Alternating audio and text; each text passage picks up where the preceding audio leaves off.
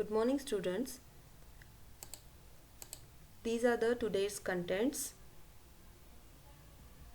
Composition, or to find out the resultant force. There are the two different methods to we can find out the resultant force. First is the resultant of two concurrent forces. Also we can say that law of parallelogram of forces. Second is the resultant of two and more forces. So in this PPT's presentation, we are going to discuss this first method, resultant of two concurrent forces, or that is law of parallelogram of forces. Now the resultant of two concurrent forces, so for that is law of parallelogram, its statement is if two forces simultaneously acting at a point be represented in magnitude and direction by two adjacent sides of parallelogram, the diagonal will represent in resultant in magnitude and direction but passing through the point of intersection of two forces. Now let's see. These are the two sides of a parallelogram. P is one of the force on that side and Q is another force on the second side. Now this is the parallelogram OABC. Now OB is one of the diagonal which is passing through these two intersection of the forces P and Q. Now that is the resultant force and we want to find out the resultant in magnitude and direction. So this is the theta angle between the P and Q force. Alpha is the angle between the resultant force and one of the force P. Now this side is OA, side is Q. So this opposite parallel side is also a Q. Now draw a perpendicular from B point by extending the OC. This angle is theta, same angle. This is the perpendicular. Let that point is M point. Now in this triangle CMB, in small triangle, this is the right angle triangle, hypotenuse is Q and theta is the angle. We want to find out the theta's opposite side BM, theta's adjacent sides. So in the right angle triangle, theta's opposite side is Q sin theta, adjacent side is Q cos theta. Now we want to find out the magnitude of R. So consider this big triangle OMB. In this big triangle, to find out the magnitude of R, so by Pythagoras theorem, hypotenuse square is equal to other side square, addition of other side square. So OB square is equal to OM square plus BM square. Now OM means OC plus CM. So write down the value OC plus CM. Now the OC means P and CM means Q cos theta. By expanding this, so we get this one. Now this Q square cos square theta and this Q square sin square theta, Q square is common, take it outside and we get the cos square theta plus sin square theta. So this is nothing but a 1. So by replacing this by 1, we get this one. Now R square is equal to, we want to find out the only magnitude. So removing square, we get R is equal to root of P square plus 2pq cos theta plus q square. So this gives the magnitude of that resultant. Now to find out the direction means angle. So alpha. So in this again the same triangle OMP, right angle triangle, we know the opposite side of theta alpha and adjacent side of alpha. So tan alpha is equal to BM upon OM. Again OM means OC plus CM. So put this value, OC means P, CM means Q cos theta. So this equations gives the direction of this resultant force. In a particular case, when two forces P and Q are perpendicular to each other, means theta is equal to 90 degree. So we have the equation, put this theta is equal to 90 degree. So cos 90 is equal to 0. So P square plus Q square.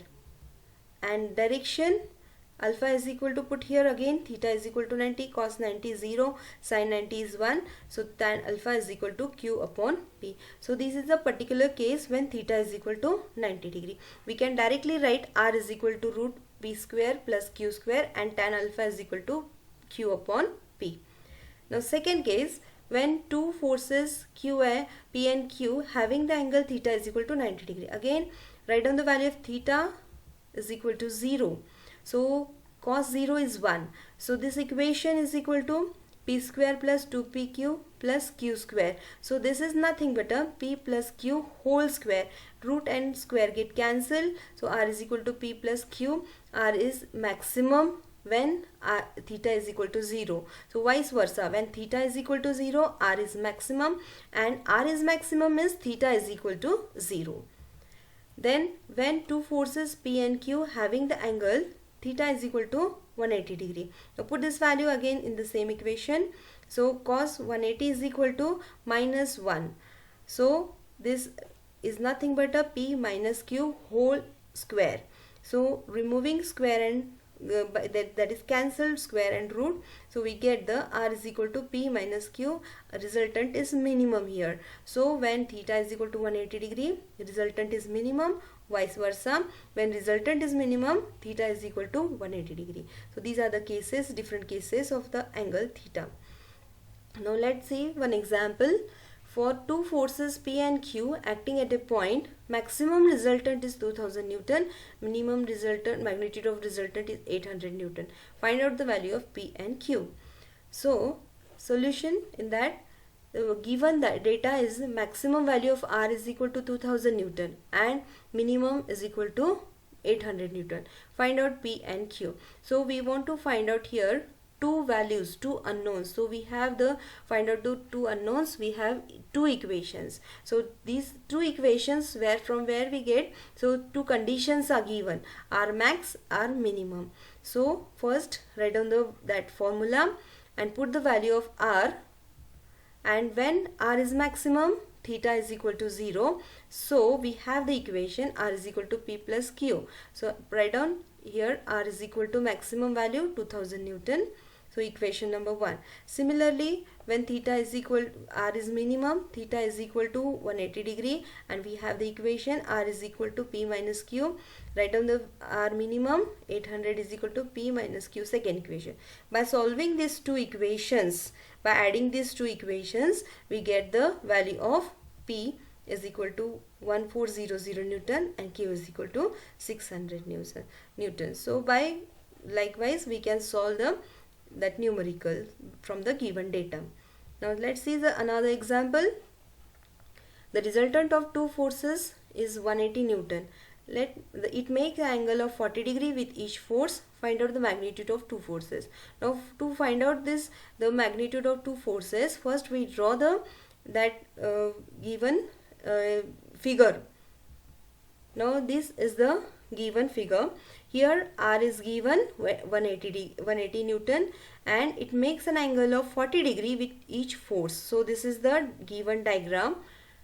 Now theta is equal to 180 degree. Now what is that theta? Theta is nothing but the angle between the two forces. So that given is that resultant makes an angle of 40 degree with each force. So combine is 40 plus 40, 80 degree. So we get the theta. Alpha is nothing but the angle between the R and the P, so equal to 40 degree, and R is equal to 180. Find out P and Q. Now we have the equations. R square is equal to P square plus 2PQ cos theta plus Q square. So put the value of theta and R here. By solving we get this equation number 1. Now using the another formula, put the value of alpha and this theta. Now solving again we get P is equal to 0.997 Q, means almost equal, and put this value in equation number 1. We get the value of P equal to 117.5 and Q is also same. When the resultant is having the angle between the two forces is same, so value of the two forces is also the same. So this we can solve this by this. Thank you.